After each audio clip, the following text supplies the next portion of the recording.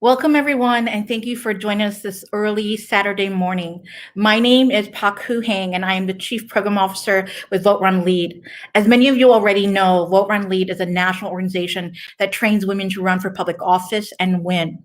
Now, according to a report by the Time's Up Foundation published just this year, the global pandemic and the subsequent downturn in the economy, the closing of schools, and the sickening of almost 30 million people with COVID has revealed the extent in which women's labor in this country, both paid and unpaid, is the unacknowledged backbone of our economy. The service, leisure, and hospitality sectors have been the hardest hit from this pandemic, and they are also the sectors where women make up the majority of the workforce. Women, especially Black and Latino women, have been at the forefront of this pandemic, putting their lives at risk to serve the community and putting their mental health and careers at risk to care for their children and elders. Today, we will explore what public investments are needed in the care infrastructure and what public policy changes must be enacted to ensure our economic health and future. But before we begin, I want to thank the amazing staff at Vote Run Lead for their hard work and organizing to make today's event possible.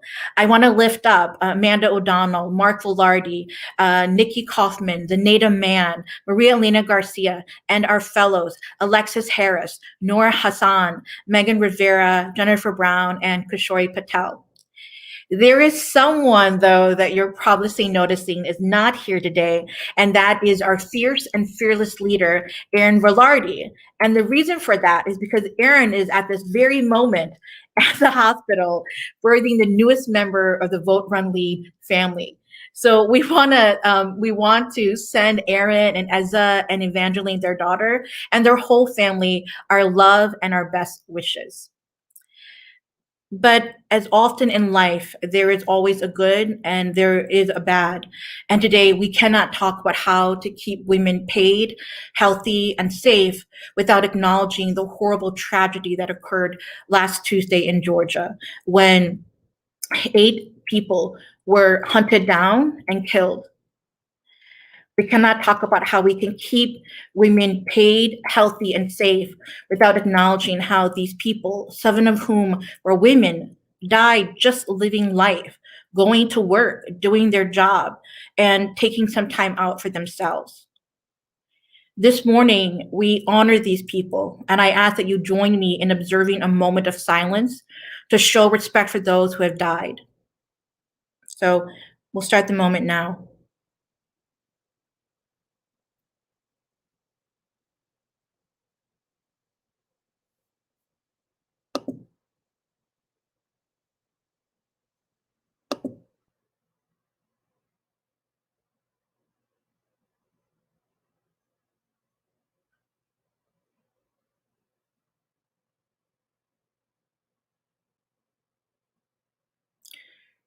Thank you.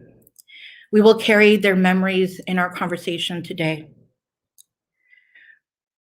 So how this is going to work in the next 2 hours is that we will explore who's working on what at the federal and national levels and at the state and local levels to get us help answering what can we do. In this Women's History Month event, Vote Run Lead will bring you women leaders working at the forefront of these issues, to highlight public policies already underway and explore what is yet to come. As many of you already know, the American Rescue Plan Act, also known as the APRA, was recently passed and signed into law by President Biden. And in it, the American Rescue Plan had new stimulus payments, relief for families experiencing unemployment, as well as increases in the child tax credit and the child and dependent care credit, as well as expansions in Medicaid and more access to health care should the states choose it. But did the American Rescue Plan go far enough? Our first guest has been called the future by Elle magazine, not only because she keeps winning in a purple district, but because she is the youngest Black woman in Congress and a wonderful friend to Vote Run Lead. And I want to extend a warm welcome to Congresswoman Lauren Underwood, who I know is going to be joining us in a bit. And what I want to do is I want to ask Congresswoman Underwood if the American Rescue Plan went far enough, and if it didn't, what more can and should be done to make sure that women are safe, healthy, and secure? so I know that we're waiting for Congresswoman Lauren Underwood, and in addition to her, we will be hearing from another guest, Rishma Sajani, and she is going to talk about something that's almost akin to the Marshall Plan.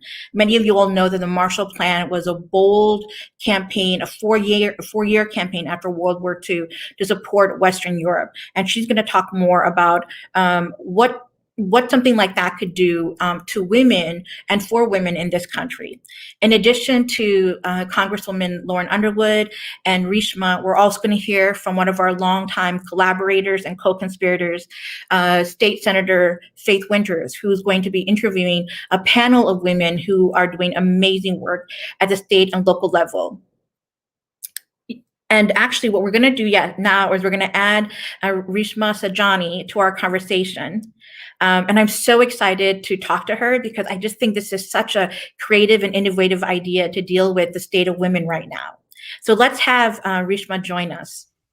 Hi, how are you? Hey, Rishma, how are you? Good, nice to see you. Nice to see you. And so I want to ask you, like, you were talking about this Marshall Plan for women, and we all know that the Marshall Plan is really credited for really, jumpstarting the economy in Western Europe after World War II, and really spurring the kind of powerhouse that it is now. So tell us, like, what are you talking about when you say a Marshall Plan for women, and what would exactly that do? Yeah, so we've called up for a Marshall Plan for moms, and the reason why we have is, 2.4 million mothers have left the workforce. For every 3 moms that have left the workforce, 1 father has. So our labor market participation is where it was in 1989. So think about that. We lost like 30 years of progress in only 9 months. And that's terrifying. Part of the reason why this happened was, one, because of the instability of school closures.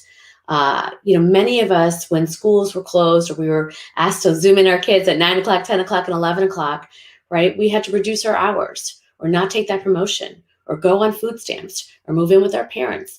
And this disproportionately affected Black and Latina women, in disastrous ways.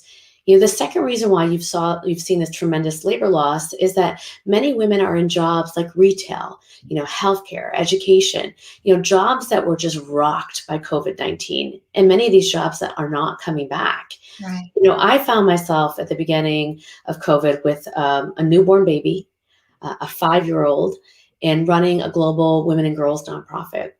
And when pandemics like this happen, the first resources to go are resources to our organizations. And so I ended my maternity leave when my son was a few weeks old. I had to homeschool my son, and I had to save my nonprofit. I got COVID-19, but it barely registered. I had severe liver problems. I got acne on my face as if I was 16 years old, and I was just barely making it. But the thing that was nuts was when I looked at my Zoom screen, every mother looked exactly how I looked: desperate, devastated, broken. And I think for a lot of us, we thought, well, in September, the schools will open, and this is just a moment in time, and everything will go back to normal. Well, that didn't happen.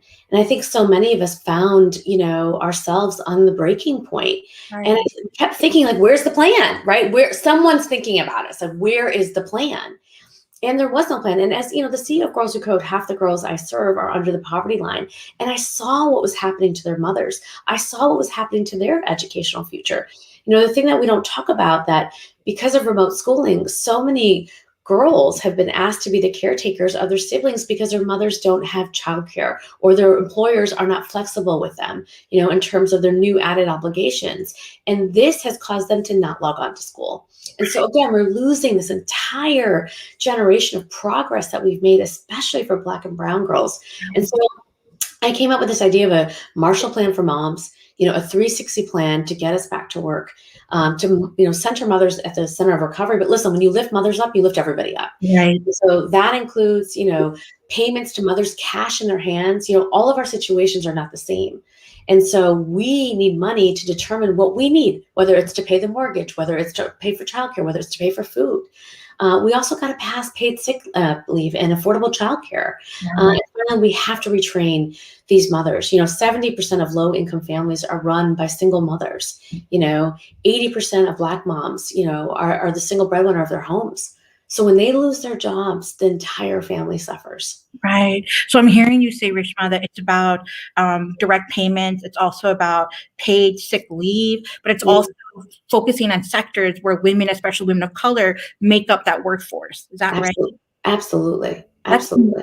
That's amazing. What I want to do now is I want to bring in Congresswoman Lauren Underwood, who has been really tackling so many of these, both investments in public sector as well as public policy changes in her tenure as a congresswoman from Illinois. So I want to welcome Congresswoman Lauren Underwood. Hi, Congresswoman. Thank you. There we go. Welcome. Thank you. I'm so thankful that you were able to join us. I know that you're really busy. And Rishma and both of you, we never thought a couple months ago when we were thinking about this idea, we never thought that it would come at the end of this week when it's so clear that we have to do more to keep women safe in their workplaces, to keep them healthy. And so I wanted to ask you, we talked a little bit about what was in the American Rescue Plan Act. What do you think about it? Like what in it is good for women and for families and children?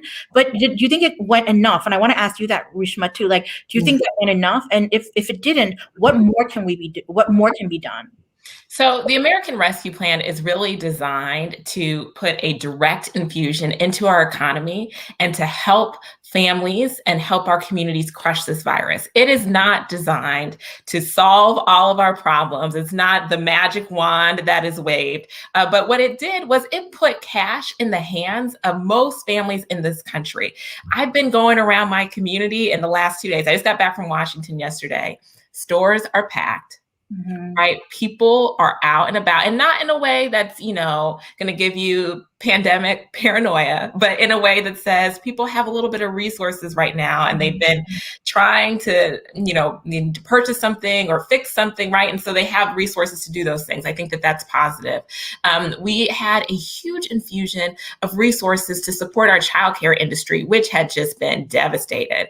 And we are not going to have an economic recovery unless we have full participation in this labor market. And childcare is like the magic part in enabling women to return to the workforce in equal or greater numbers than we saw before. $40 billion for childcare, huge amount of investment. The child tax credit is something that I don't think a lot of people are talking about. It's going to start in July, up to $300 a month. Right. For several months being deposited into families' accounts per child. I mean, significant. Right. And then finally, one thing that really hasn't gotten attention that I am so excited about is that we were able to secure a postpartum Medicaid expansion. So here's the deal. In states that didn't expand Medicaid, coverage cut off 60 days postpartum. I do a lot of work on maternal health. I do a lot of work to try to end our maternal mortality crisis because Black women are 3 to 4 times more likely to die as a result of a pregnancy-related complication than their white counterparts, or Black birthing people, I should say. And Medicaid expansion and this postpartum extension to a full year postpartum is the single most important thing we can do to save moms' lives in this country. And we got it done in the American Rescue Plan. Right. So, I want people to think about this in terms of how do we support families and communities in a time of crisis. Right. And I think that we've really delivered in terms of an economic support and a healthcare support. Right. So, Congresswoman, I know that you've been working on this really dynamic package of also policies, right? It's called the Black Maternal Health Momnibus Act. That's right. Because this is not the first iteration of this portfolio of work. Can you tell us a little bit about that? Because that seems to be a comprehensive approach to some of the changes that we need. Yes. So, as I said, Black women are 3 to 4 times more likely to die. In my state, Black birthing people are 6 times more likely to die. This is a disparity that's been around my entire lifetime. I'm 34 years old, and there's been no national initiatives, right? Prior to my ascension to Congress, we just didn't see people taking this on as a priority. And a healthy nation must be able to keep its moms alive. right? In Right. the same way we must be able to keep our babies alive. I mean, this is a marker of a societal well-being, and we have been failing. We lead the industrialized world in Right. maternal mortality, and our rate has been rising when everyone else is falling, okay? The other Right. fact I want to just leave with you is that for every death, we have 70 near misses. 70. And so when you hear stories like Beyonce or Serena Williams or the Olympian Allison Felix, right? It's showing that, none of us are protected. It's the woman around the corner and the hood. And it's also, multi-millionaire Mm. celebrities who have the access to the best healthcare in this country. And so it's nothing with the women. It's about racism in our healthcare system, right? Right. How do we fix this system? We have 12 bills to comprehensively solve this problem in the Momnibus. 3 of the 12 are bipartisan. So there's areas for opportunity and collaboration and partnership across those typical partisan leanings. And I think that what's key for this conversation in particular at this moment is that we know that this is often a problem that has a multicultural scope. So while this bill is called the Black Maternal Health Momnibus, the definitions in the text talk about Indigenous women who also have an extreme disparity, Hispanic women, Asian American women. We know that for certain, particularly ethnicities and in certain states and communities, we have a significant disparity that's not limited to the Black experience. And so what we've done is created an inclusive piece of legislation, because we know that if you improve the health and well-being of the most marginalized, you improve it for everybody. Exactly. So that's what we're trying to do. Right. Rishma, Congresswoman Underwood said that one of the reasons why this hasn't happened so far is because of racism. And I'm wondering if you could add to that, like, why are we at this juncture? Why haven't these things happened? I mean, it's 2021. Yeah, I mean, well, first I want to salute Congresswoman Underwood for her tremendous leadership. I went to Schaumburg High School, so I am so excited when you got elected and support you, and I'm just thrilled because you're exactly the type of leaders that we need in Congress right now. And thank you for taking on this issue, because that's right. Look, we don't see Black women. We don't see mothers. We don't see our issue. And, when we think about like how we got here, it seems as though, like even when I think about school closures, my son goes to public school here in New York City. And when someone designed hybrid learning, when they thought, well, let's come up with this proposal. And they thought it had this 1950s sensibility that someone was going to be at home logging on their kids at 9 o'clock, 10 o'clock, and 11 o'clock. And I think that's what hurts us. Is when you calculated the HVAC equipment, when you calculated how we were going to keep teachers safe, you didn't calculate the economic loss for women and women of color who are going to be forced to have to choose between their job and their children, and no mother should have to make that choice. And so down the line, maternal health, education, jobs, like women of color and mothers of color are just not at the forefront, are not being thought about these issues. And it's because the vast majority of legislators are white men. And it's the same thing, with the CTC. We're so excited about the child care tax credit. I think it's a down payment on the Marshall Plan, but we got to pay attention to it. Congressman Porter talked about how the way that it's being dispersed, the tax credit goes to, right, the breadwinner who makes the most amount of money. Well, that's probably in a cisgender family, a man. And guess who's taking care of the kids? The women. Right. And, now we're hearing that the IRS is thinking about not giving it monthly, even though we've now already made, Did you hear about that, Congressman Underwood? Yes. No. Please don't, Not okay. Yep. So I just think that this is why representation is so important, right? Is that we need to constantly be fighting, constantly be thinking about these issues, constantly be pushing to be seen and heard and valued. Right. Congresswoman Underwood and Rishma, to both of you, like, why is now the moment? What is different about this place that you think, can be the launching pad for these bold changes? Well, I would just say there's been this phenomenon about the pandemic where many, I should say, have been still. You can't look away. We can't let busyness consume our lives, that then we say, oh, this is not my problem. This is not my mission, and I don't care. Right. And so we saw that happen with the protests last summer. We saw that happen even, what's gone on this week with the hate and the evil and the hate crimes and the targeting of a very marginalized overlooked community, right? Asian women. You cannot turn away, you can't look away, you can't deny it. And so I think that for these issues, when we talk about this women's economic agenda and the inequalities and the injustices and the way that we're just supposed to somehow make it and not be compensated and not have resources, you cannot just look away now. That December jobs report, I can tell you, I had more conversations with my colleagues about that December jobs report than any other jobs report that we'd ever seen. And for those watching that might not be familiar, that's the one that said there was something like 150,000 jobs lost. All of them were women and women of color. Right. And you could not deny the impact that this pandemic was having for families and particularly women heads of households. And so, I think that there's something about the pandemic while we're all in this posture where we cannot deny when we see inequity and injustice right before our face, and we have to take action.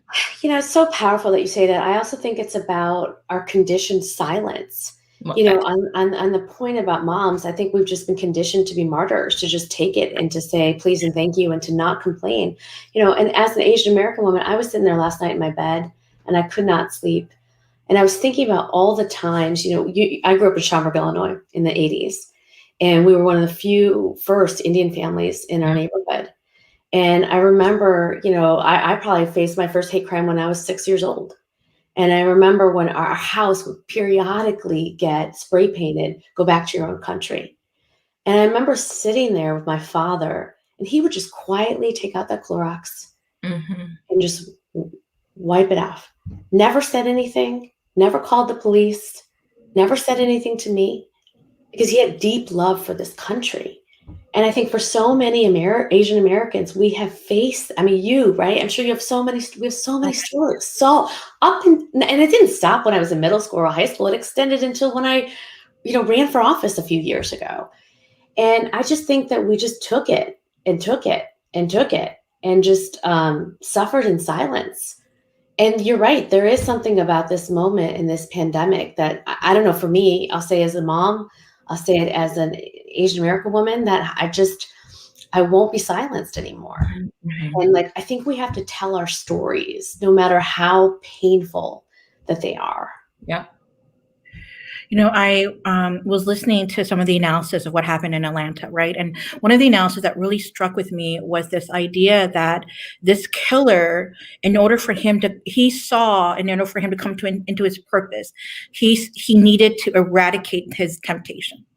And so he didn't even see these women and these Asian women as beings. He saw them as something to get rid of so that he could come into fruition.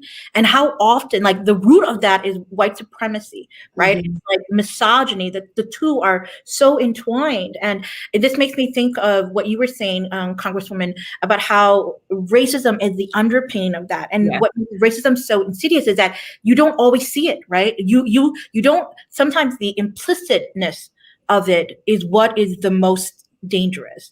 And I'm wondering, you all both are talking about changes that we need to have at the national and federal level. The second half of this conversation is going to be with our sisters at the state legislatures, right, and activists on the ground and what they're doing, because they are doing bold things and getting it passed in their state legislatures. And I'm wondering, what do you think you would like to see happen at the lower levels, at the more local level, so that we can have synergy, a grass tops and a grassroots dynamic? Well, No, please go. I was just going to say, we have some great partners in our Black Maternal Health Caucus, state legislators, and we have people who are working in a very hyper local space, right? So everybody from community activists and healthcare providers to local elected and state elected officials. And what we found is, because when we talk about deaths, right, and patterns of deaths, so much of this has to do with what's going on in the community, whether it's, environmental pollutants, whether it's, problematic healthcare institutions, right? And there's an opportunity to really take this hyper-local approach to making change and using the tools available to you where you are to make that difference, right? Vote Run Lead is an incredible organization that always says, run as you are. But the answer is not just running, right? It's also making a difference where you are and using what's available to you. And so often we have these brilliant, passionate state and local elected officials who want to make change. They see these problems, they have some resources, they just need some support, right? They need a posse, if you will. They need some active community members that are willing to help them out, right? So often at the congressional level, it's easier for us to mobilize, right? I have a larger platform than some of my colleagues at the state and local level, but doesn't mean that my work is more important. Yeah. It doesn't mean that I can be more effective. Right. And so we have to be paying attention to what they're doing so we can support them with the same level of enthusiasm. That's right. Yeah, I couldn't agree more. I mean, when I think about Girls Who Code, our movement, 10,000 Girls Who Code clubs across the country, Huge. bills being introduced locally to measure, right, how many girls and girls of color in these classrooms. It was local leaders. Even with Marshall Plan for Moms, Congresswoman Mang introduced a resolution in the House, but then, Nuri Martinez, the LA City Council introduced a bill in the LA City Council, and Senator Biaggi, in New York State. And again, we're inundated.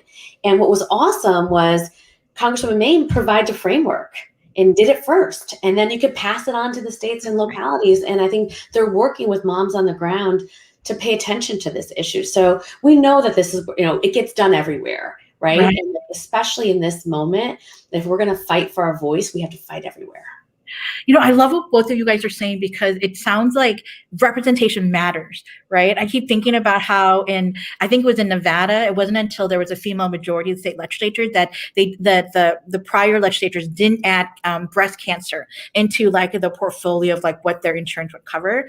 And so it sounds like, both of you are saying representation matters, being at the table and bringing that POV matters. What else do you think is needed for us to push this kind of paradigm shift? Well, we can't be afraid. We have to be relentless. We have to be persistent, and we have to have a goal. And then when the coronavirus is over and then we get all of our responsibilities compounded on us at once, we cannot let up, right? This cannot be just this time limited thing because, we're spending all of our time online right now, right? This has to be something that we are committed to making change, and we're going to continue to fight and move forward. And I am grateful that we have so many allies in state, local, and federal government to work together to get this done. Yeah. And just to add to that, we have to recognize it's not over. Just because we are about to get vaccinated and maybe schools will open, it is not over. And I think that that's the trap that we fall into, right? Oh, great, you got these things and now it's done. And it's not done. The work that Congresswoman Underwood is doing there's a lot that needs to happen there. We have to keep pushing, keep supporting her. If we need to get to a place where we have universal childcare, period. We didn't get paid sick leave in this bill. And if we had paid sick leave, a lot of people in this country wouldn't have died because they would have been able to stay at home and not lose their jobs. Right. Too many children have been lost in this crisis and the digital divide. What are we doing to get them back? Right. And finally, it's just, to me, I really believe that we need to have a really honest conversation about, about unpaid labor. And, when you have a baby in Norway, you get diapers and milk until you're about, they're 3 years old, and then you get welcomed back into the workforce. You don't get a motherhood penalty. No one asks you, well, what have you been doing? Right? It is a completely different culture. Yes. And I think that we have to shift that culture about this, about motherhood, about having a child, about what it means to be, a woman who works. We work not just, at work, but in the home. We work at our offices when we organize a holiday party, or we're fighting for, places for us to breastfeed. That's work. It's all work. Right. Reshma, what do we need to do that, to have that cultural shift? We have to shift our narrative. Listen, when I came out with the Marshall Plan for Moms, I got a lot of pushback on the left, and I got pushback on the right. And I was like, oh, I'm onto something, right? Because it's about changing these cultural narratives. So deeply embedded, in feminism was that if we paid women to stay home, that they would never return back to work. And I think we're recognizing that that's not true. There are so many incredible pilots that are happening across the country to provide basic income, to low-income mothers, and they're using it to do more, to start that small business, to make sure their kids, don't get left behind. When you look across the world, microloans are just given to women because, if you give money to moms, they will do something with it. Right. So we have to change the way that we have traditionally thought about this. Childcare was seen as something that's your problem. You know, when my parents were, when I was growing up, they were refugees. I was a latchkey kid, you know, because they couldn't afford the $50 for childcare. Right. You had to hide the key, you know, underneath. You can't do that anymore. But you know, you used to be able to, but because we never really saw it as our problem. It is our problem. Evidence is clear, right? That if you provide support for children, they live longer, they're healthier, they make more money. Like if we invest in our children, you invest in everybody. And I think the last point is oftentimes, and you know, this bill, I will say, was an enormous triumph in terms of conquering poverty and child poverty. But I still don't think it goes far enough about centering women at the recovery, you know, and about what we're going to do to get them back to work. And we have to be okay about doing things that are just good for women.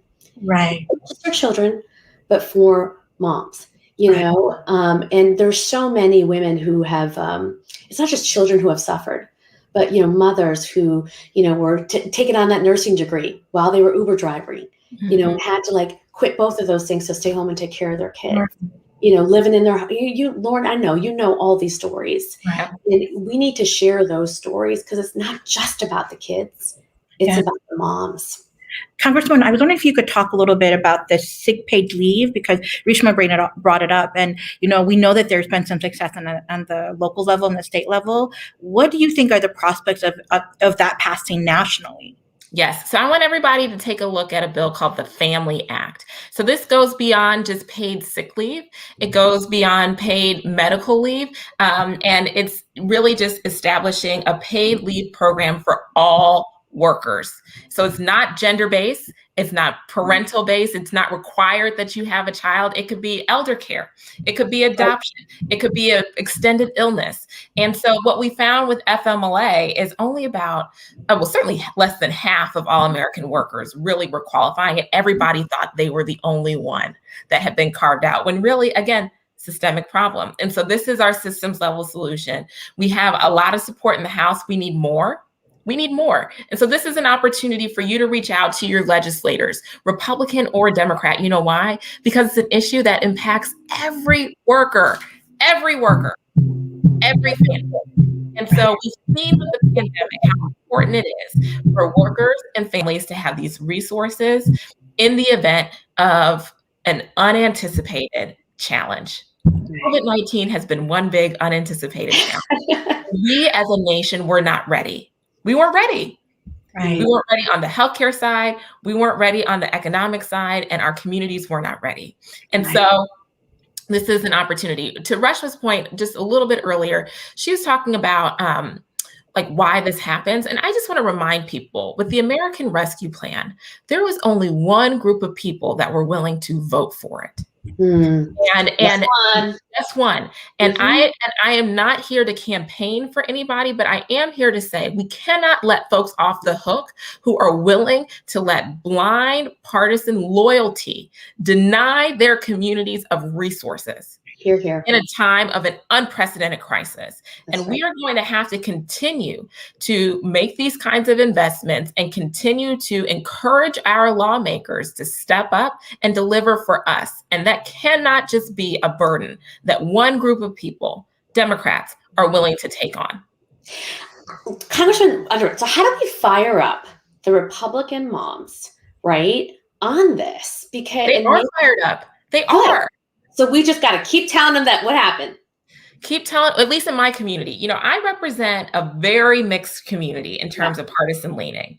And what I found is that this package is extremely popular. People can't understand why there has been this partisan split behind it. And, you know, then they just start to parrot what they hear on certain news outlets, right? Like, oh, maybe there's too much wasteful spending. Well, are you willing for your family to be sacrificed some resources, your school district to not have the resources for your kid to be in school 5 days a week? Are you willing for your firefighters to get laid off? I don't know that we're willing to sacrifice those things. You know, and it's like this is like global pandemic. This has never happened in 100 years. Like, I can't, in this moment of all moments. Yep. right? We take care of people. They're really our brothers and sisters, our neighbors. Yeah. I think there's a real opportunity to get partisanship. These are issues that go beyond politics. It's like what you said about the support for Black maternal health. Democrats and Republicans are like, this is not right, and I think it's the same thing what's happening on so many issues like affordable childcare, paid sick days, right? We just got to tap into that, you know what I mean, and get a conversation around that's post-partisan. And I think it is. It is. So I know that you both are very busy, and I'm so thankful you were able to join us. And I think I wanted to ask you, as we begin to close out this section of this conversation, I wanted to ask you, what have you learned in this past year? And what are you taking away or building for what's to come? We've had not only the economic downturn, the COVID, we had a racial awakening, we had an insurrection. Congresswoman Underwood. Oh my God. My gosh, I read your account of what happened and what you witnessed. And then we just had so much polarization. What have you learned in the past? That just happened this past year, right? So what have you learned so far, and what are you taking with you as you step into the future? Well, we've all lost a lot.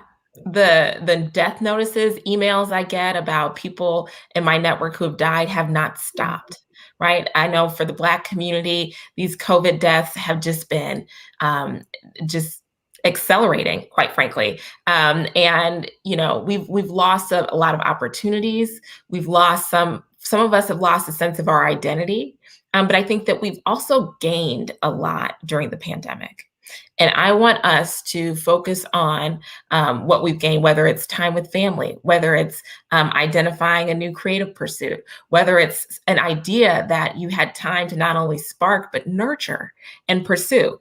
We might have, there's a variety of things that people may have gained during this time of not stillness, because we've all been very busy, but just maybe not as frenetic busy as we may have been before, just running all around the place. Let's take that as a foundational building point to be intentional about how we spend our time and what is important for us. And if we are committed to making societal change and we have not been able to look away, right, because of this stillness, if you will, then let's be intentional about moving forward in a way that maximizes our impact. And I think that that's one of the things that we have gained. We all know that we have agency. We know that we are powerful beyond measure. And now let's make sure that we are seeing the policy gains that enhance and improve our lives, period. It's wonderful. Thank you so much, Congresswoman. What about you, Reshma? What is something that you learned, and what are you taking forward? I was talking to Secretary Clinton about you, Congresswoman Underwood, and she said that you were one of the most prolific legislators. And you fight and you fight and you fight and you fight. And people don't always know, but you are making this enormous amount of change. And I think it's such an example of what you have to do. You have to just never give up, and you have to keep fighting. Maybe no one's listening to you and you feel like you're say it louder for the people in the back, right? It's but it's and that you will eventually look back and be like, I did it. I got this done. And I think that that's the thing that I learned, is that we have to think big. We can't keep fighting. Sometimes feel like as women and women of color, we don't get nice things, and we have to keep fighting. And the fighting is long, and people may not be paying attention, and people may not recognize, but that's kind of like that stealth hustle, where you're just constantly at it and at it and at it. And I think you're a tremendous role model for that. And so I thank you, I thank you for that. And we see you, and we see, what you're doing for all of us. I love it. So we can't look away, and we have to we have to be persistent in doing what's right. So thank you so much. Thank you, Congresswoman Underwood. Thank you, Reshma, for your words of wisdom. Thank you for coming on, especially after this horrible week, and helping us see a light forward. Thank you for that. Thank you. Great. Thank you. Great. Now what I want to do is pivot a little bit and bring on my friend Faith Winters.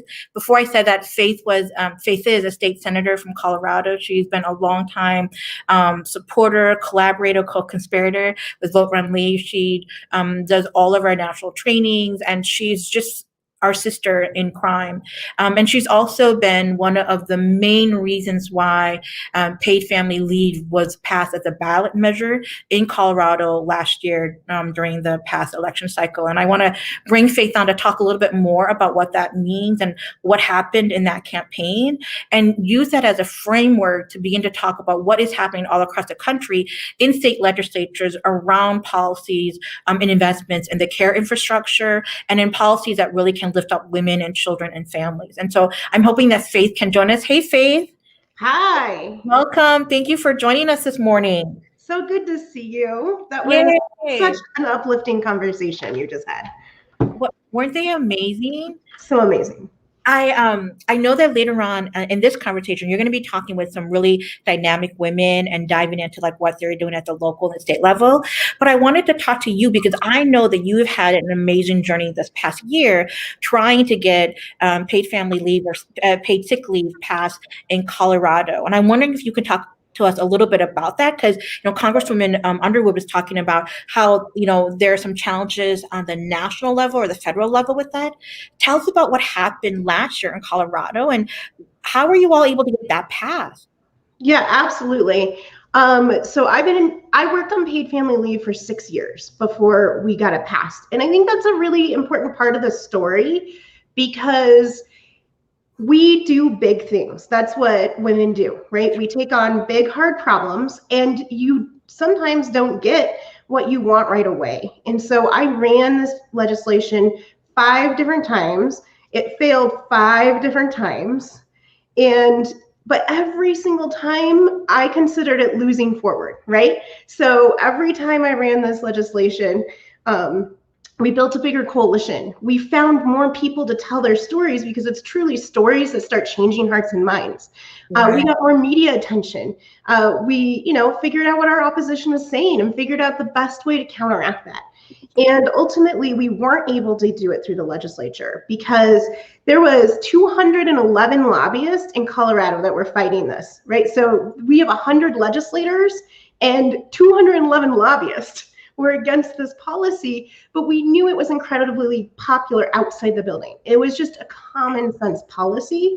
And so we took it to the voters and worked really hard to raise the money, do the field work, talk to the voters, bond with the voters, tell them how this would make a tangible difference in their life.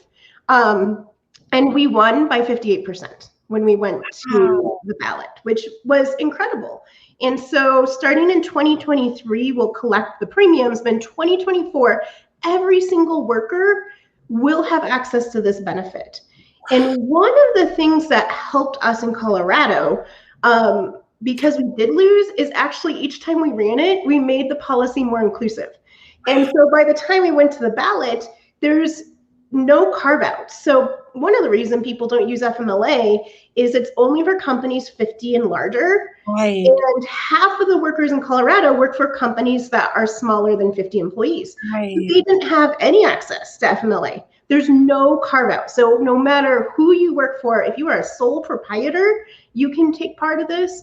If you work for a company with only 3 people, you get to take part of this. We made sure that it was 12 weeks. Legislatively, people tried to push us down to 6 weeks, 2 weeks, etc. And so every single worker, and we made our definition of family inclusive, which is really important because we know families look different today than they did 50 years ago. It's not just one man and one woman and 2 kids, right?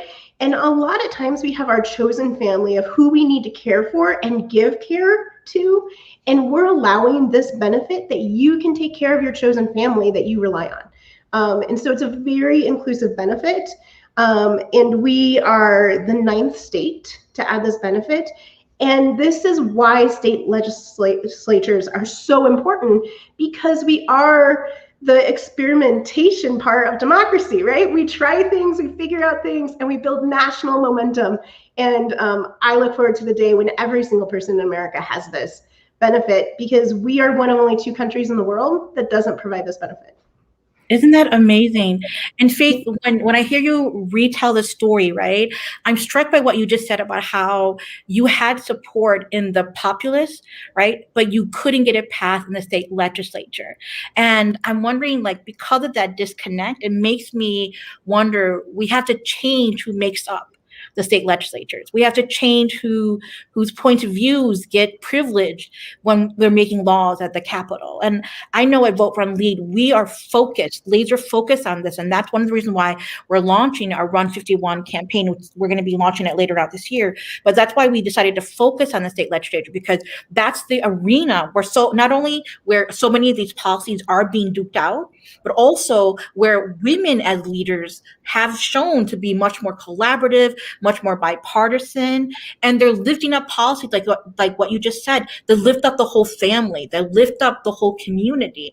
And I'm wondering, I know that you have spent a lot of time trying to get women to run and win. Can you tell us a little bit about why, what have been some of the barriers in the past, and why do you think it's different now, where we can have an opportunity to have, female majority-led state legislatures? What gives you optimism for that prospect?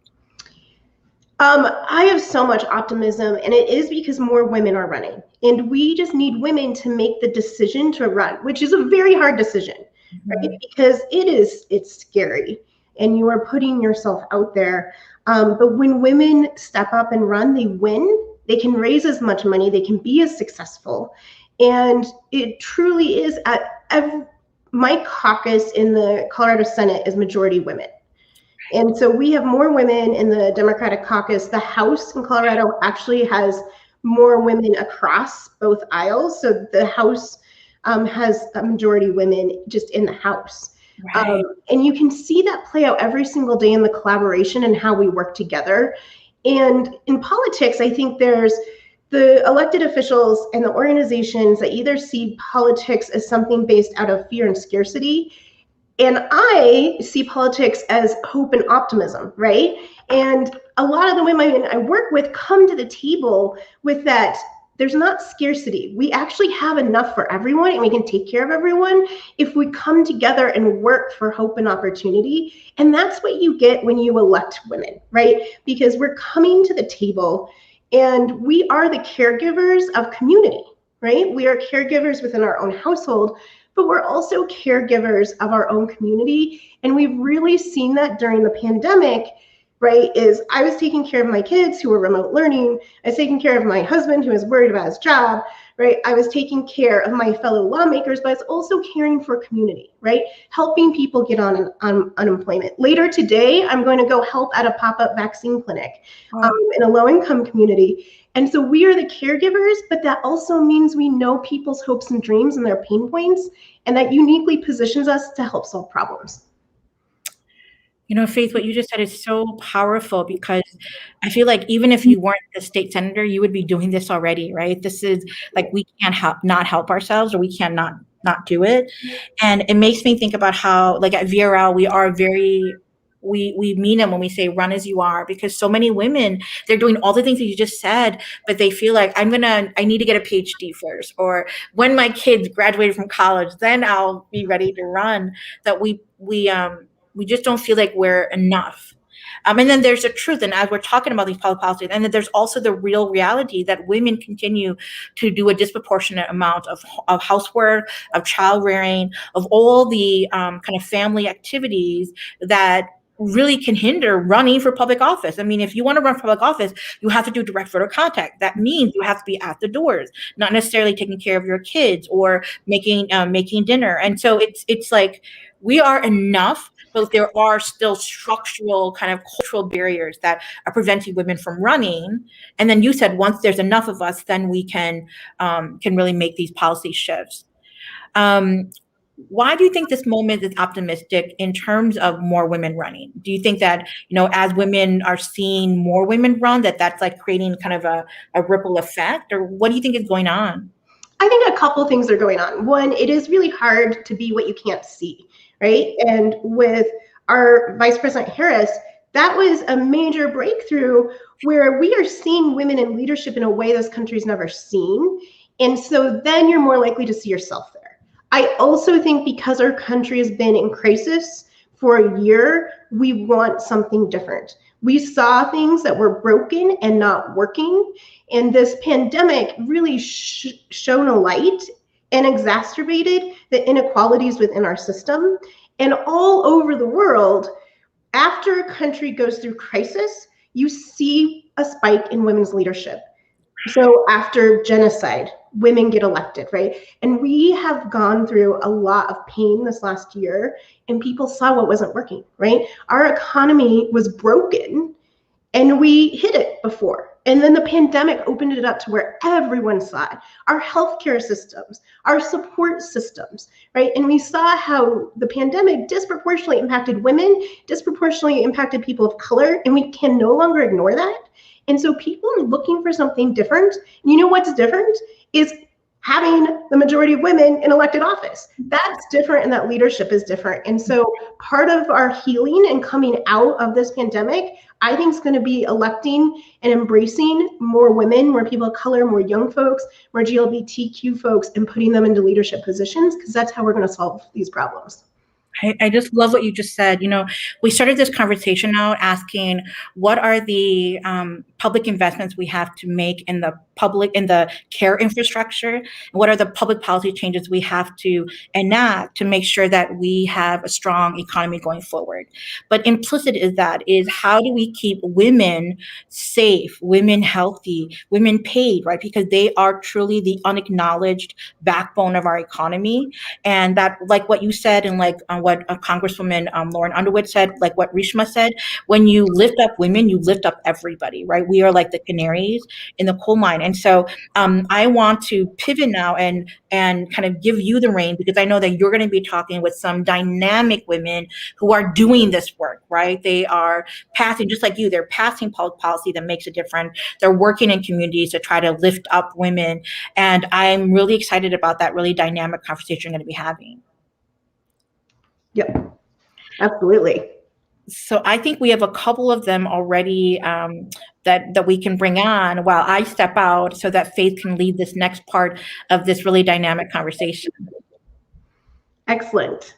Yay. Hi, friends. I'm so excited to have these amazing women here.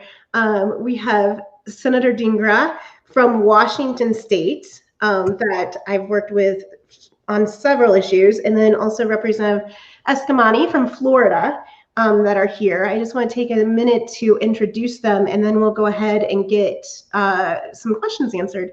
So Senator Dingra is, she was elected in 2017. She has been doing this work for a long time, though, and actually started a women's advocacy organization in 1996. And so she has been working with women and uplifting women for a very long time. And then we have Representative Anna Escamani, who is in Florida and has done a lot of work on arts and culture and human trafficking and economic mobility. And so I'm going to start with both of you a little bit and acknowledge what happened in Georgia this week and how truly horrific it was. And something that the three of us, share as senators and representatives is we've all worked on bills that have focused on the physical safety of women, right? So human trafficking, gun violence, domestic violence, working to end sexual harassment. Right now I'm working on a workplace harassment bill. I passed a bill for Title IX protections for women on campuses. But I think right now it was very visceral for me that we still don't have physical safety for women. So if each of you could share a little bit about what you have worked on and what you plan on doing and how you think we can move forward as a country to start making sure we are providing physical safety for women. Thank you so much, Senator Winter, for having this forum, and thank you to everyone for joining. It truly is a privilege to be here with all of you. I was so horrified by what happened with the shootings that we've been seeing in the last week. And, misogyny is real. And I think when we sexualize women and you have racism on top of that, it really is not a very good combination at all. So you mentioned an organization I started in 1996 called API Chaya. It's an organization that helps support survivors of domestic violence, sexual assault, and works in trafficking. And so when I got elected to the Senate in 2017, and I'll tell you, I ran for office for the very first time and got involved in politics because of the misogyny I was seeing at the federal level and the rise in hate crimes. So, this is all kind of related to the passion that I feel for making sure people are uplifted and people don't have to live in fear. So I've spent the 3 years every year making sure I have bills that protect women, but I'm going to talk a little bit about the bills that I currently have. What COVID really showed us was the rise in domestic violence, right? We had mostly women, though of course we know that all genders are impacted, in the home with the abuser, and we saw courthouses and courtrooms being closed. And so we had a governor proclamation that actually allowed for electronic filing of protection orders, having hearings virtually. And so I have a modernization of a protection order bill, and it really takes a look at all the barriers that we put in place in the legal system for survivors seeking help. And so it is a 340-page bill, but it really goes into details on really, how are we making sure survivors don't continue to be negatively impacted by the criminal justice system. I have another bill that actually takes a look at the manner in which the criminal justice system actually treats survivors. We many times have victims of domestic violence, sexual assault, and trafficking who end up going into the criminal justice system as defendants and being charged as crimes. But a lot of those crimes are occurring because, as we know, trauma reasserts itself in different ways. And many times what you see are reactions, not just memories of trauma. And so this is a bill that says that if you are a survivor of sexual violence, of domestic violence, of trafficking, and you've gotten your life back in order, that you're trying to move on, that you can actually have a streamlined process for getting all your criminal history vacated. And that really recognizes that when you ensure that women are successful, exactly what you guys were talking about in the last panel, you uplift everyone around you. You uplift your family, your children. And so really making sure you are helping survivors thrive. And I can go on and on about other bills regarding support for survivors of sexual violence, but we also have a huge early learning and childcare bill. And we're really hoping that making that universal for Washington, you're going to see women going back into the workforce, because we know that with COVID, unfortunately, it has impacted women more because they're the ones who have left the workforce in such greater numbers. And just to add to that too, I want to say thank you again so much for having me. I feel like the last time I saw both of you was years ago, and I can't wait for the chance to be together in person post COVID-19. And I also just want to echo the comments made by both of you around just the horrific shooting in Atlanta targeting Asian American women alongside others. Misogyny is very real in this country, and we have been pursuing for years now in Florida legislation to actually update our hate crime code to include gender. And that is because we had a shooting at a Tallahassee yoga studio by a young man who hated women. It was on his social media accounts, just a deep disdain of women. He was a part of the incel space. And there's an organization called Mara's Voice, named after one of the young women who was murdered at this shooting, to update that hate crime and to ensure that we are counting these type of acts as hate crimes when they are gender-based. And unfortunately in Florida, our hate crime code is not reflective of the federal code, which does integrate gender. And so for those who don't know, my journey into this work is very much led by the women around me. And by identifying as a woman myself, I grew up in a working class family as the daughter of immigrants. My parents were from different parts of Iran, but met in Orlando. And we did not have a lot of money growing up. We had a whole lot of love. And without a doubt, one of my biggest inspirations and role models is my mom, who passed away when I was 13 years old to cancer. And you talk about struggle. She was someone who lived struggle. She navigated abusive relationships. She navigated a working class job, long hours at Kmart, very little benefits, very little pay.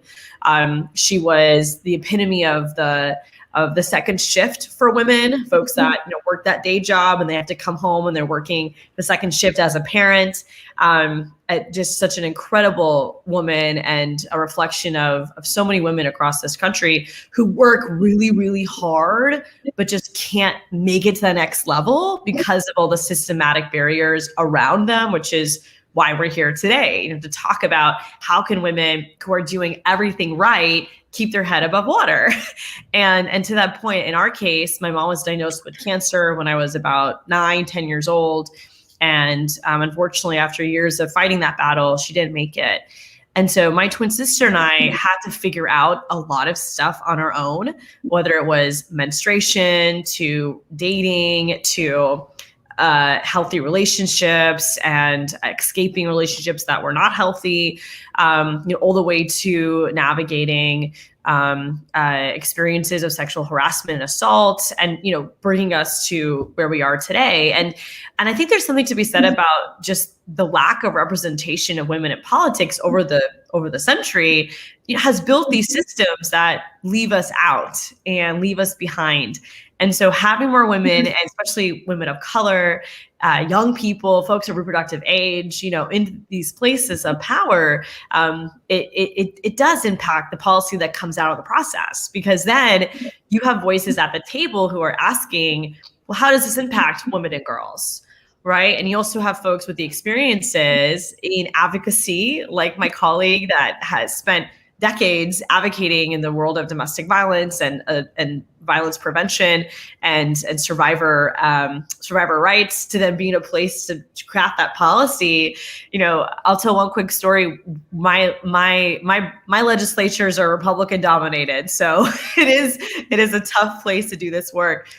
And but the Speaker of the House has shared an interest in maternal mortality rates, especially among Black women. So we had a panel in one of my committees, and there's only 2 women of color in that committee, including myself. And majority of that committee are men. And so we're listening to these presentations, and, I had a lot of questions, and they were, all healthcare providers or folks with the Department of Health. And so later on in that day, one of the Republican colleagues mentioned to me that I had really great questions. And I was like, yeah, well, when you have a uterus and when you worked in women's issues for the amount of time that I have, because I worked at Planned Parenthood for 6 years before I ran for office, it's like, you're going to have a lot of questions. But it was so funny because the questions from my male counterparts were, they were awkward just saying the word vaginal, And so again, like, having women in these spaces helps with the policy that's produced out of the system. And we have a whole lot of work to do, but my goodness, it's exciting to see more and more women step up to the plate, run for office, and insert themselves into these really at times anti-women spaces, but to be their authentic selves and to push forward gives me hope every single day. Yeah, absolutely. When I was first elected to city council, we were appointing people to boards and commissions. And there was this very qualified woman, but she was pregnant at the time. And my older male colleagues said, well, I don't know if she's going to have the ability to serve on this board. And I said, well, actually, it turns out women can use their uterus and their brain at the same time, right? And so it really goes to show that being in those powerful spaces, as you said, is really important, because we're bringing the voice of so many people that aren't in positions of power. And you have both been first. So, Senator Dingra, you were the first. Are you the first Sikh legislator in the entire country? And then Rep. Eskamani, you were the first Iranian American elected in Florida. How has that shaped the work you do? And for women that are watching, how did you find that courage to be the first? And how do we get more women to surround us so we aren't the only voices in the room any longer? You know, that I have to say, until I got elected, I didn't realize I was the first. I have been a first my entire life. When I graduated from law school, I went to work at the prosecutor's office. I was the first South Asian at the prosecutor's office, regardless of gender.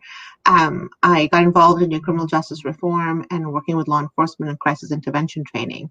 I was training law enforcement officers, and I got to tell you, many times, a lot of times, I was in a room doing these trainings, and I was the only woman of color. And so you just kind of get used to being the only one. But I have to say, it was when I decided to run for office that I saw a lot more racism than I ever have. And I come from a Sikh American family, right? So my grandfather wears a turban, my husband wears a turban, my brother wears a turban.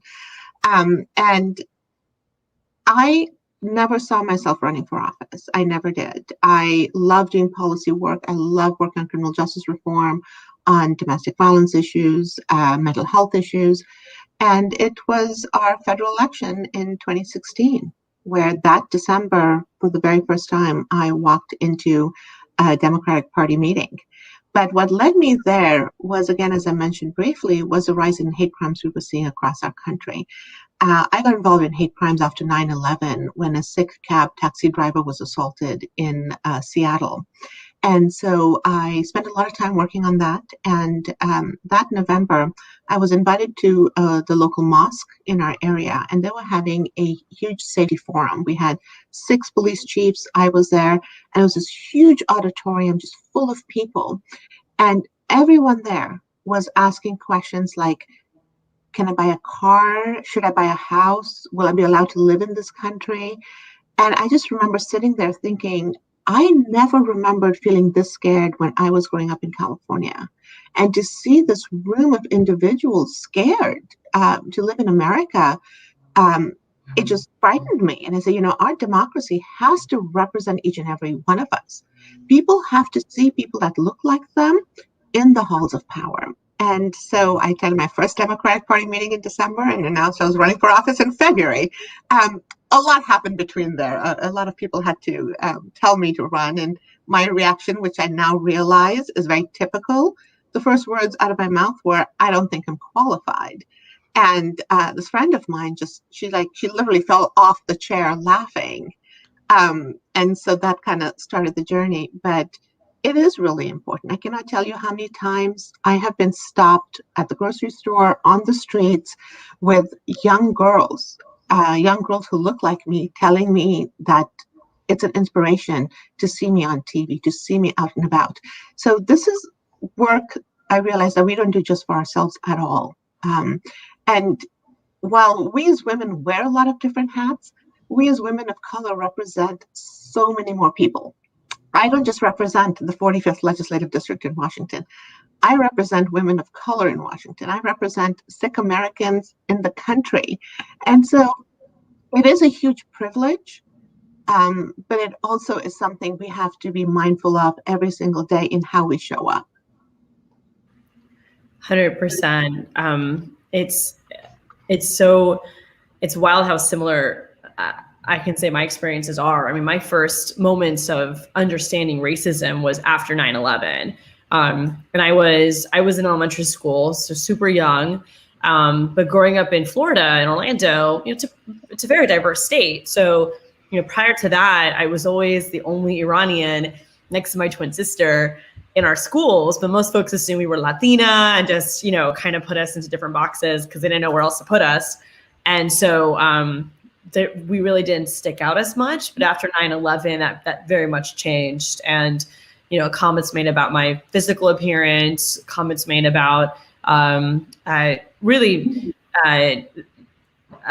Middle East community as a whole, because a lot of folks don't know the difference between, Persians and other community groups. They kind of just throw you into one bucket. As Senator Dingra shared, like the violence exhibited towards the Sikh community, same thing with the Iranian community, even though there was no connection with those attacks to different countries, it just didn't matter. We all of a sudden, all of our lived experiences just were combined, right? And we all had to stand up for each other. And I think that was a really transformational moment for me too, in understanding how, my isolated experiences of racism are not isolated. It's actually part of a much larger problem around me. And as I grew up, searching for, what would be my academic career, then my professional career, I never thought running for office was an option. I never even thought working in the nonprofit sector was an option. I mean, if you ask most Iranians, your parents tell you to study biology, chemistry, and physics. And so, going into liberal arts was already kind of a first in my family, because most folks, stay in the lanes where they have job security is what it comes down to. I mean, so many immigrant families, they sacrifice so much for their children, and they just want their kids to get a good job. So, my dad was very much emphasizing the hard sciences versus anything else. But when I got to my university, I really became inspired with watching the democracy efforts in Iran, and was really inspired by seeing the calls for a functioning government that got me more interested in political science. I had an amazing AP government teacher as well who pushed me in that direction. But again, going back to this point around, being the first, when I was making the decision to run for office, it was the same catalyst. It was after 2016. And I just felt so upset by the direction our country was going, by the election of a man in the most powerful office in our country, a man that rejected my identity and didn't think that people like me should even come to this country. I mean, that was so vitriolic for me. I mean, just this country that my parents worked so hard to call home was being taken away from us. That's how I felt at the time.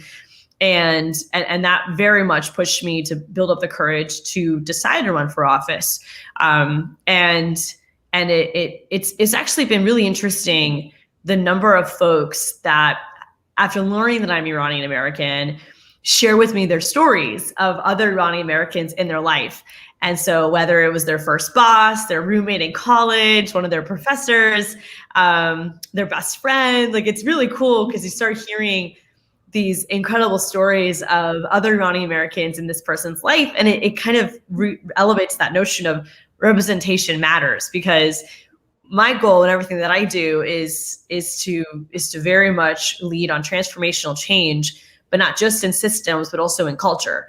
And I think to help break the stereotypes that communities like mine face, then it's so important that folks who have no Iranian friends make Iranian friends, right? And now they have a different perception. Whenever they hear the headlines, they think about State Rep Anna, right? And just her experiences and the impact that we have in the community. And so it helps to loosen the tension. And there have been many moments with young girls, especially young girls and young girls of color, who recognize me or we run into each other. And it's absolutely a catalyst for them to think about running for office as well. And the number of young Iranians that have stopped studying hard sciences to study legal issues or political science is really cool. And I do think we're going to see more young people want to pursue this career path because they actually see this being viable for them. Yes, absolutely. And I'm so happy that both of you ran, and you really are inspiring. And I'm so happy that all these young girls are seeing you and coming up to you and wanting to be like you. And we are now joined by Sarah Mae Flexer out of Connecticut. Welcome. We're so happy to have you here. Mae has been elected since 2008, and she has worked on a lot of different policies to empower and inspire women, from paid leave, paid sick days, which is different, right? Two very different policies with different needs. She's also worked on Time's Up legislation and Title IX protections for women on college campuses. And so my next question is, a story around this pandemic has really been the economic impact of women. And women are leaving the workforce in incredibly high amounts. were, everything from housing. So we probably, every state has an eviction crisis right now. It's more likely that women are going to be evicted. To equal pay, right? We still don't have equal pay. And as women are re-entering the workforce, they're going to be at a disadvantage. And so, for example, one of the things I'm working on in Colorado is to make caregiving a protected status, right? That you can't be fired or not promoted because you're a caregiver, because we've seen the amount of caregiving increase during the pandemic, and that's resulted in a lot of women losing their jobs. So what are some of the things that you all are seeing in your states on the economic reality of what women have seen during the pandemic, and what are some of the solutions you're looking at? And I'll start with Senator Flexer.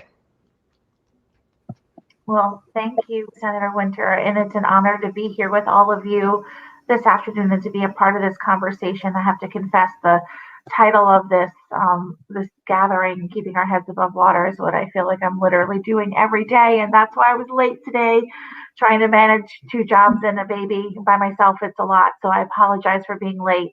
But I think I've been so lucky to serve in the Connecticut legislature, as Senator Winter said, for more than a decade. And all of the issues we've been trying to advance, whether it's paid sick days or paid family leave or employment protections for women that are pregnant, or making sure that there's equal access to breastfeeding across workplaces in our state, so many things. All of these issues have really come to a head in the pandemic. And we knew that the need was there, but the need has really proven to be dire at this point. In Connecticut, we're lucky to have some of these policies in place, but for example, our paid family leave program isn't going to start until next year. Too late for a lot of people, especially in light of the difficulty people have been facing in the pandemic. And we've also seen the childcare crisis has been just again, something that should have been realized 40 years ago, how childcare is an integral part of how our society functions. And then watching that system really crumble over the last year has been really disheartening. I am proud to say that in Connecticut, we have, I think we're unique, not many states have an office of early childhood. And our commissioner there and our Governor Ned Lamont, and Commissioner Beth Bai were really focused on making sure that particularly frontline workers and essential workers who needed to go to work would still have access to childcare. And they were very innovative in making sure that there was childcare accessible to those folks. But how are we going to make sure that stays in place in the long term beyond the pandemic? And there's money associated with that. So I think we've got to reprioritize how we spend our resources here in Connecticut and across the country to make sure we're supporting that basic infrastructure that childcare is, and also improving on these other policies that, some of these policies may be in place, but the workers who need to know about them the most, who are the most desperately affected right now, aren't aware that there are things in place to protect them. So how can we build those bridges and make sure that people are better informed about their rights and the programs that are out there to help them?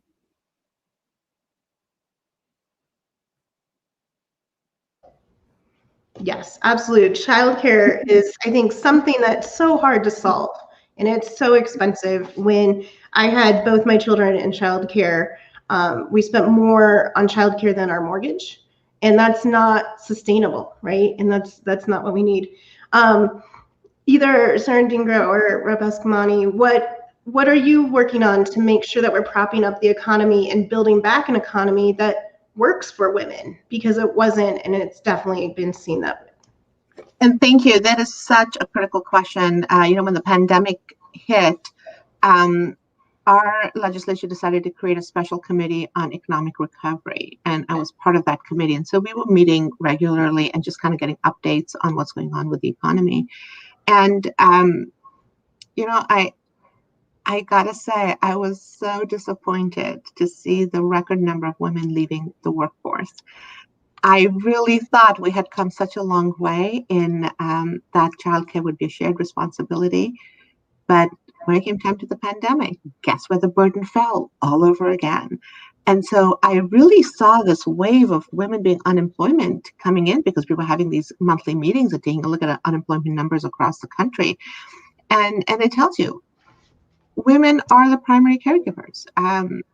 I've been a feminist my whole life. My grandmother identified herself as being a feminist. And yet here we are with record number of women leaving the workforce because of childcare. So we passed our paid family and medical leave in 2017. So one of the things that really helped Washington economy was the fact that we could utilize that program. But what ended up happening is a lot of us working very hard on a bill that passed the Senate floor and is onto the House called the Fair Start for Kids Act. And this really takes a multifaceted approach to addressing racial equity, helping the economy, helping women, making sure we can access affordable, quality childcare. So it increases childcare subsidy rates, reduces the family's co-pays, it offers businesses and support, and really make sure that we are uplifting the individuals that are providing this care. And we have seen that during this pandemic, what helped a lot of families was home care providers, and frankly, it's women in the neighborhoods who were stepping up and doing this, and then realizing that their reimbursement model was not working because of social distancing, right? They couldn't have the same number of children that they used to watch earlier. And so, this bill really is about making sure we are strengthening the current availability, increasing it, providing a lot more training and support. And so I'm actually really excited to see this become law this session, because I think it goes a long way in making sure women are able to retain their jobs. And, I'll tell you, I'm a lawyer. And when I had both my kids, my salary went to pay for childcare. If we couldn't depend on my husband, if we weren't a married couple living together, I am not sure how I could have had my career and paid for childcare. So this really is something that impacts women so much more than it impacts other genders. So I'm excited about that. We also have another bill that is specific for the pandemic, which says that you can qualify for paid family and medical leave if your numbers were reduced due to the pandemic. So you can still tap into benefits because your employment is impacted due to the pandemic and not because of family leave. And I think a lot of these conversations are possible because in the Senate, we're 50% women, and in the House as well. And the priority on bills takes on a different urgency when you don't have just one or two voices talking about it, when half your caucus is telling personal stories about why this is important. So I really do believe that when you elevate women, you are elevating everyone in your state. Such a great point. It's such a great point. The only thing I'll add, because I think Senator Winter also alluded to this in her introduction of this question, that the COVID-19 pandemic has had a very profound impact on the lives of women and girls. Whether you are an essential worker, and especially our grocery store workers, our CNAs, and our long-term care facilities. I mean, a large proportion of workers who maintain the economy, who took care of others throughout the pandemic, are women and women of color. And then you look at those who were most dramatically impacted by unemployment, and especially in a state like Florida, where I am, we are very much reliant on tourism, which is something that I've always been a critic of because it's not a sustainable model, and it's also a low-income model. Folks in the tourism industry are some of the lowest paid workers in the entire state, and it's very much driven by the hard work of everyday people, of women of color. Just thinking about housekeepers in the hotel industry, putting into context the number of women who work in restaurants along our tourism corridors, who work in the theme parks. All these folks lost their jobs. And then they were met with a broken unemployment system. And for folks who don't know, Florida has one of the lowest paying unemployment systems in the country. Our maximum benefit amount is $275 a week.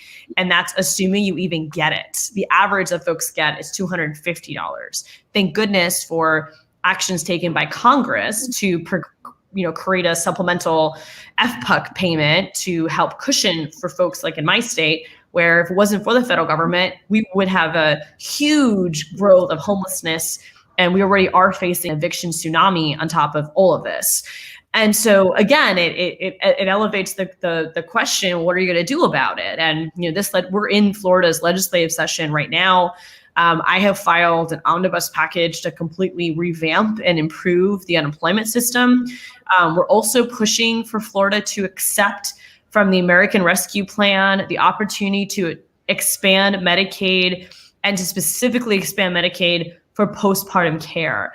I know the American Rescue Plan is huge. It's a $1.9 trillion package out of Congress, and a little known provision allows states who don't already do this to expand Medicaid coverage from the 60 days to a year after giving birth. And that would be transformational for our maternal mortality rates. It never has made sense to me how we can expect a mother to take care of her children if she can't take care of herself. And so in addition to the policy proposals that my colleagues just shared, we're also very much focused on getting folks these improved benefits and strengthening these safety nets. And of course, diversifying our economy. I'm a firm believer in paying people to go through apprenticeships and paying people to go through job retrainings. Again, you can't expect someone to pick up a new career path if they don't have the money to maintain everything else in their life. So I'm very hopeful that money Florida receives out of the American Rescue Plan will also be integrated in those ways, and we're going to be fighting to make sure that it happens. Yeah, that's great. It's so important that we're looking at an economy in a way that is inclusive, right? And we are talking about frontline workers, and we're talking about low-wage workers because we know how we traditionally measure our economy just benefits those that benefit the most from the economy, right? And so figuring out different ways to measure the economy that is inclusive is really important. We've talked about the physical safety of women. We've talked about us as caregivers and the economy and our economic safety. And then Rep. Askamani led into my next question, which is the health of women, right? We've also seen that the pandemic has impacted the health of women at greater rates, especially women of color. And so, for example, one of the things that I'm working on in Colorado is making sure that we have affordable mental health care for everyone, right? We've seen the importance of mental health, and how do we make an annual checkup for your mental health covered by insurance in the same way your annual physical is? For example, is one of the things I'm working on. What are you doing, and what are you doing in your states to really look out for the health of women moving forward? Whoever wants to answer first, go ahead. You know what? I can go first because our state, I'm so proud of the work they've been doing. We have a public option that people can buy, and we've had that now for over a year. It's called Cascade Care, and we have some great champions who continue to expand on it. We have a group that's working on, how do you get to universal health care? And so we have a bill that kind of takes that to the next level and really makes sure that what we've learned about Cascade Care, we are trying to continue to improve year by year. So I really love having that in the state, and that's what was so great about the presidential debate and President Biden talking about public health option, and we're like, yep, done. But that does not mean people can still access all the care that they need. We have moved to behavioral health and physical health parity in our state for a couple of years, but executing that, making sure that it's implemented in the manner it's intended, we continue to struggle with that and continue to make improvements on it. This year, what I was very excited about is a bill that takes a look at health equity zones. It really establishes a program to address the health disparities in communities of color and other communities with disproportionate poor health outcomes, from preterm births and maternal mortality to high blood pressure. And being really focused also on taking a look at how the vaccine is going to be distributed. We continue to see that there is, even in the distribution of the vaccine, disproportionate impact on communities of color. So I think the health equity zones is something that I'm really looking forward to seeing how it actually makes sure we're getting care to the individuals that need it. I chair a behavioral health subcommittee in the Senate, and so we spend a lot of time focusing on access to behavioral health care. And that just continues to be a priority for so many of us. And it comes down to workforce. And it goes back to Representative Askamani's point on, you also have to make sure you have workforce that reflects the individuals that need the help. And we know that in healthcare over and over again, that the outcomes are better if your doctor looks like you. So really taking a look at apprenticeship programs, looking at pathways to getting individuals into the behavioral health field specifically is what I've been working on. We actually just, we have a bill which actually allows for apprenticeships for becoming a SUD professional. So, and this is work that you're going to continue to do year after year until we get to a point where everyone can access the care they need when they need it. Excellent. Is there a flexor? Do you want to answer that question? I apologize. I was just writing down everything you just said. My little notes here. I was writing it down too because I was like, oh, I need to do that in Colorado now. Well, Yes, feel free to it's email me and reach out. I'm happy to send you all these bills. They really have wonderful colleagues who do amazing work in all of these fields. Well, that would be great. I mean, listening to you in Connecticut, we're trying to have a public option. My colleague in the Senate, Senator Lesser, is working diligently to try to make that happen. But I'll be really candid. The special interests are really lined up to kill that in Connecticut. Connecticut has a very robust insurance industry, and I feel strongly that this public option could work with our private insurance industry, but the special interests have bought every the lobbyist there is in our state to try to kill this initiative, which would be a real shame. I mean, if in this moment, in a democratic state, if we can't step up and make sure that healthcare is actually accessible to everyone in an affordable way, it would be a real loss, because we've seen how important access to healthcare is. I mean, even just as the pandemic was first beginning and trying to navigate systems with regard to testing and people being really unsure about how to do it, how much did it cost, people who didn't have access to a primary care provider, and then through today, with the vaccine rollout, and there's still being some confusion around that, and people who have that strong connection with the primary care provider often being the ones that are getting the vaccine, and that contributing to the inequity that we're seeing in the vaccine rollout. Even though Connecticut is doing a really great job at rolling out the vaccine, there's still some inequity there. It just all speaks to how our healthcare system is broken, and we need to be doing more to fix it. So I'm excited to hear what's happening in other states. And I'll just add one other thing that just came to my mind. I think all of us, no matter what community we're from, we know that there's a problem with primary care providers. And the wonderful comment that, it's important that your doctor be someone that looks like you, and how that increases the value of the care. One of the few people I've spent a lot of time with physically over the last year have been doctors and primary care physicians, particularly for women. And so one of the things I've learned in those conversations is that there's a limit as to how many people can get residencies. And that limit hasn't changed, I think, in more than 40 years. And so I bring it up here because collectively, if all of us across the country were reaching out perhaps to our members of Congress to see if there was a way to change that, I think that's a simple step that perhaps could be taken to increase the number of primary care providers that might be available in our communities. And I'll just echo the comments made by my colleagues. And, I think the next crisis, once we get through COVID-19, is going to be mental health. I mean, just the type of stress and, of course, trauma that people have experienced throughout this pandemic, it truly elevates the need to prioritize mental health resources. And unfortunately, in states like Florida, it's been underfunded for decades. 25% of Floridians, 1 in 4, do not have health insurance.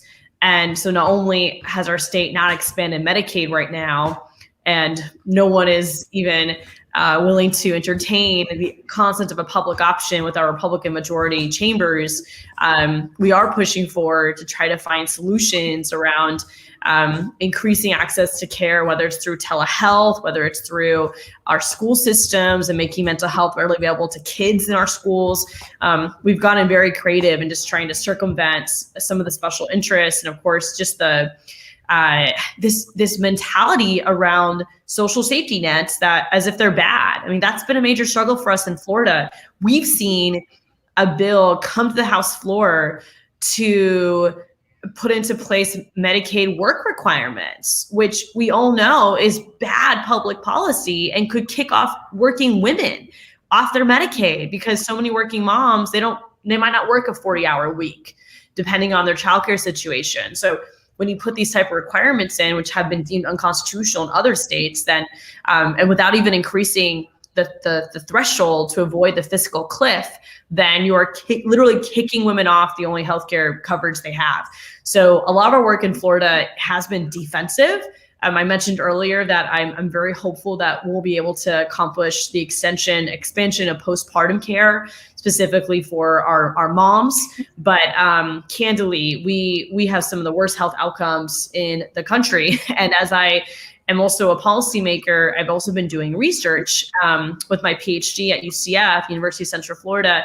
And we've actually have hosted focus groups and interviews with women in areas of concentrated disadvantage who turn to the ER as their healthcare provider, who delay care because of the cost, and who prioritize their children's care over their own, which any mother would do. But of course, that also sets up the potential of a mom not being able to see her child grow up because of her own health issues. So we are constantly on defense. One of the other areas is just parity with insurance coverage, making sure that insurance providers are covering mental health, are covering different stages of breast cancer. So there's been a lot of good bills filed by my colleagues, especially folks in the Black Caucus, lifting up different health disparities that we're partners on. And of course, our own fights that we lead on as well. Yep. Sorry, Senator Winters, I'm going to go a little rogue here, but something that Representative Escamani said, I just want to follow up on. And she talked about the safety net and the manner in which that's viewed. So for the last 2 years, I've actually been part of Governor's Task Force on Poverty Reduction, and really doing a deep dive into, looking at poverty, looking at intergenerational poverty, and looking at the cycle that keeps people at that bare minimum level of sustenance. And so we're really taking a look at changing the conversation and talking about how do you get individuals to self-sufficiency? How do you make sure they have a plan on exiting poverty? How do you make sure that they have a pathway to wealth generation? And so I've introduced a bill that takes some of the recommendations from this poverty reduction work group. But that is the conversation to have. You cannot think of safety nets as just helping someone be at this level where they're just not dying. It has to be about making sure people have a plan to thrive and have a plan where they're exiting poverty, not just going up and down at the barest level of survival. And if I could just add to that too, Senator Dingra, because COVID-19 has shown us that every person has the potential to be vulnerable. And I think for far too long, the concept of safety nets have been stigmatized, has been assumed that only a certain type of person needs that type of support, when in reality, any one of us can be in a situation where we're filing for unemployment or we're trying to acquire food stamps.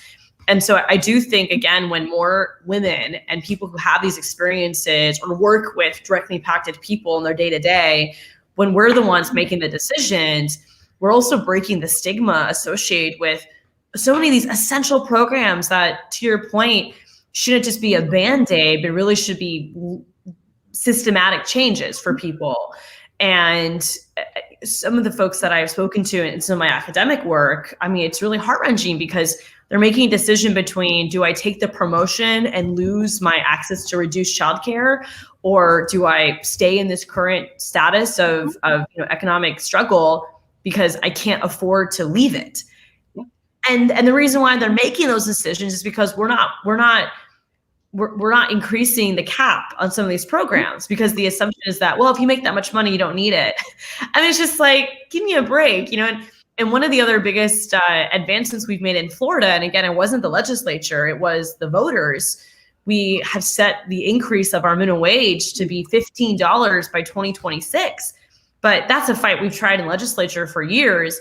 And it wasn't until a ballot amendment collected by citizens and, you know, backed by a lot of powerful, wealthy folks that care about this issue, got it onto the 2020 ballot. It passed overwhelmingly. Over 60% of Florida voters supported it. And of course, the business community is very much against it. You know, there's this huge backlash, but that's the type of policy changes we need to lift every person out of these situations of poverty. And again, when you have a $15 minimum wage increase, it doesn't mean that now childcare doesn't need to be supported. I mean, again, we have to remember that a $15 minimum wage is still only like $28,000 a year. Like, you try paying for childcare and your car insurance and your home and everything else with that salary. So it's so frustrating to me, because I think there's like these assumptions about the type of folks who need these safety nets, and like, they're not working, they're lazy, whatever the stereotype is. And meanwhile, A, these are hardworking people, and B, any one of us can be in that situation where we need that resource as well. And I think if we frame it in that way, it's easier to get these policies passed versus falling victim to some of the culture wars and the stereotypical attacks that have been started by generations of Republican politicians, and even some Democratic politicians who just want to maintain the status quo versus really challenge it.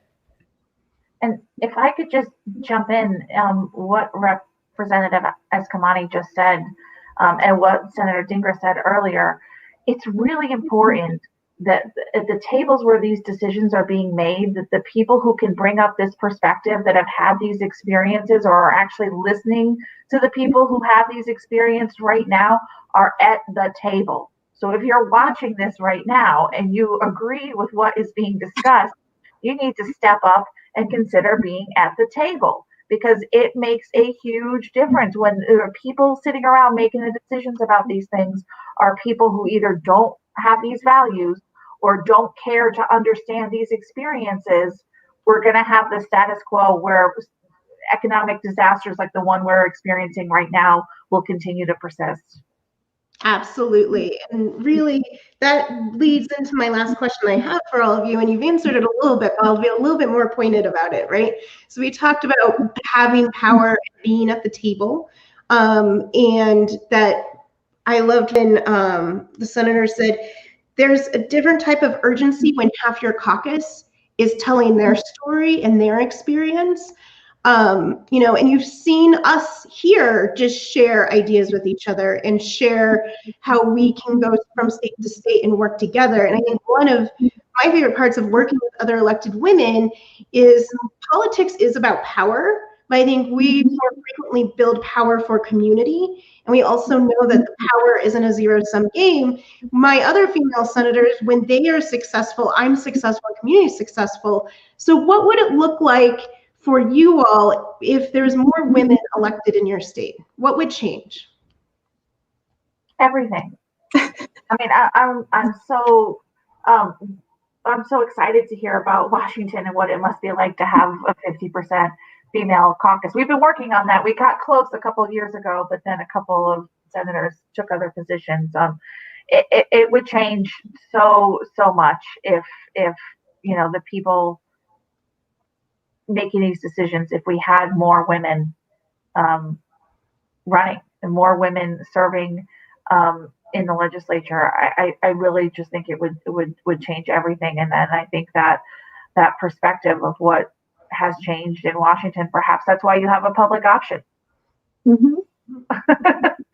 And lots of other things. I'm sure that's exactly why these things have happened. The difference that women make when they're the ones making the decision, women that share these values, it changes a lot. The reason we were able to pass paid family leave in Connecticut 2 years ago and increase our minimum wage to $15 an hour is because there were more women at that table making those decisions. Yeah, I'll just add, I feel so fortunate to live in Washington. And you know, I in preparing for this, I went through all the bills that I had personally sponsored, of bills that I had supported in the last 3 years. And it is a really impressive list. And it is about elevating the voices of women. Now, one of the things I do every year, I will sponsor at least 2 bills that have been brought to me by our youth. And so last year, it was about making sure our schools had free menstrual products. And it was so great because we were having these conversations, and going to your point when you talked about postpartum healthcare access, it was the same thing. We had these hearings where these girls would come in and talk about having their period in class and running to the bathroom and using paper towels, and you could see the comfort level just kind of go, and a lot of the men didn't know how to respond. And this was a bill, and during the process, we had actually a Republican male put a amendment on that limits it to like 20% of the bathrooms. And I remember me telling some of the Republican women, I'm like, how are they supposed to know which of the 20% of the bathrooms have the tampons? And this Republican woman marched in and she said, I told all the men to sit down, and I told them that we're pulling off the amendment and everyone's voting for this bill. It went off the Senate floor with a unanimous vote. And the only reason it happened is because there were also Republican women who stood up and said, this is ridiculous. This is not the way it works in reality. You cannot be running around the halls of your school trying to find the 20% of bathrooms that have sanitary pads.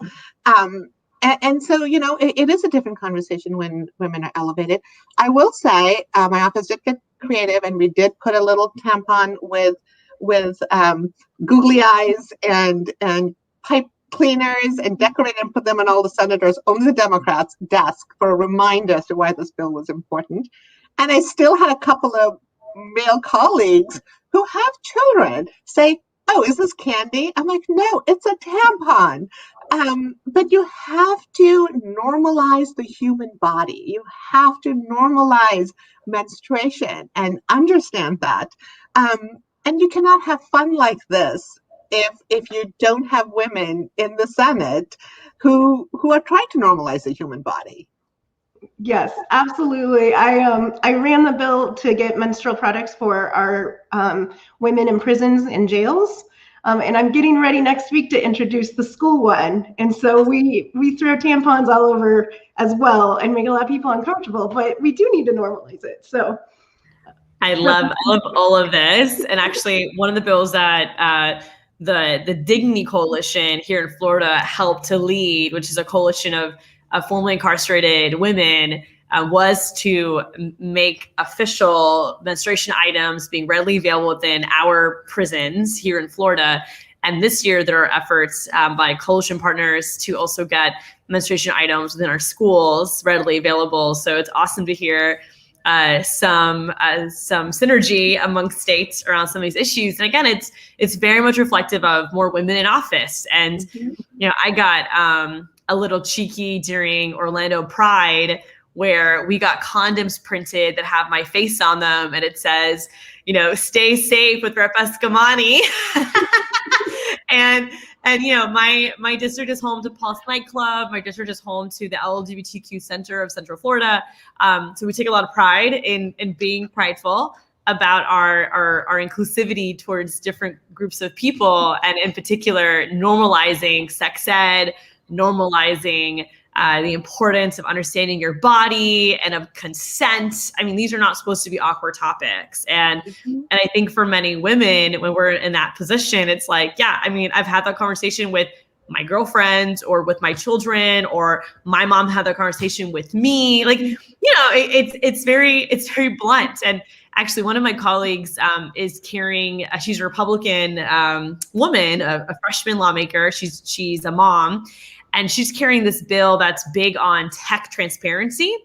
And so a lot of the special interests hate it because it's going to force them to not sell your data. And so I asked her in committee about menstruation apps and how, they track our data, and just asking, what would this bill do to protect young girls who use these apps to track their menstruation? And you could just tell the awkwardness in the room. And but for me and her, like, she was nodding her head. She was like, yeah, great question, because it's a little creepy if a company is tracking like when my period happens, like, you know, and what do they do with that information? And so They are, and nobody knows it. I know. And so anyways, not to get too off track, but again, if there were more women in my state, I feel like not only would we be successful in so many other policy areas, and it would be like a no-brainer to get it done, but I also think there would be more bipartisanship, and I also think there would be less ego. And you mentioned this, Senator Winter, around just the like sharing power, and I do think that more and more women are living and breathing that, the notion that power is not a scarce resource. Power is neither good or bad. It just depends who wields it. But for far too long, the same people have had all the power and they don't want to let go of it. And if we elect more women, we're raising all of our boats together. Everyone can win. And we're building power collectively. So there's plenty of it to go around. And that's always my mentality when working with any lawmaker, but especially women, is that don't have ego, don't have pride, just get the job done.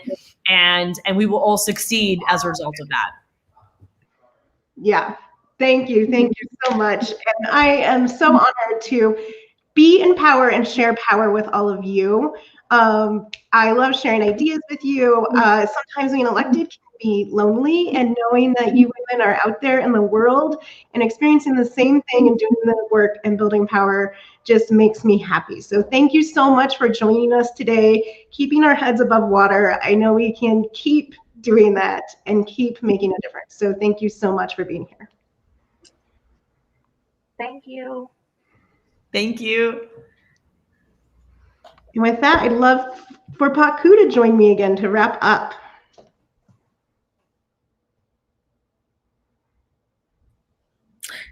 Faith, like that was amazing. That was fun. That conversation was so amazing. I mean, we entered the last hour with the question of like, what can we do to help women stay safe, to stay paid, and to stay healthy, right? Both in the clinical sense, but also in the non-clinical sense. And I feel like that conversation just reminded us that we don't have to reinvent the wheel. Like all the solutions, many of the solutions are being talked about, being passed, being fought at the state level. And that overwhelmingly what we can do is we can get women to run for public office. Yes. Amazing, right? I talked about this before, but I want to just bring it up again. You know, Vote, Run, Lead. We are a national organization. We do train women to run for public office.